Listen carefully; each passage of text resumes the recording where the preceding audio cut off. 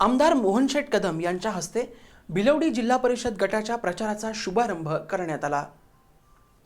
भिलवडी येथील हनुमान मंदिरात नारळ फोडून आशीर्वाद घेऊन प्रचार सुरू करण्यात आला। यावेळी आमदार मोहनशेठ कदम हे म्हणाले की जिल्ह्यात काँग्रेस सक्षम आहे। भिलवडी जिल्हा परिषद गट हा जिल्हा परिषद स्थापनेपासून काँग्रेसकडे आहे। यावेळीही काँग्रेसचा विजय निश्चित आहे। जिल्हा परिषदेचे उमेदवार हे संग्रामदादा पाटील हे स्वच्छ प्रतिमेचे आहेत। संग्राम पाटील मागच्या वेळी जिल्हा परिषद सदस्य असताना त्यांनी खूप विकास कामं केली आहेत।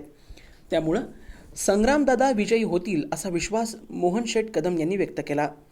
पलूस पंचायत समितीचे मावळते सभापती विजय कांबळे म्हणाले की संग्रामदादा पाटील हे सर्वसामान्य जनतेचे उमेदवार आहेत, त्यामुळे त्यांचा विजय निश्चित आहे।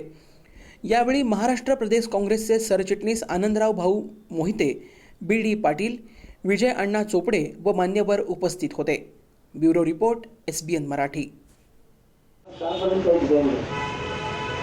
सगळ्या परिस्थितीमध्ये ते क्षेत्र आपलं जुनं आहे। सामान्य माणसा गरीब माणसाचा आपल्याला पाहिजे आहे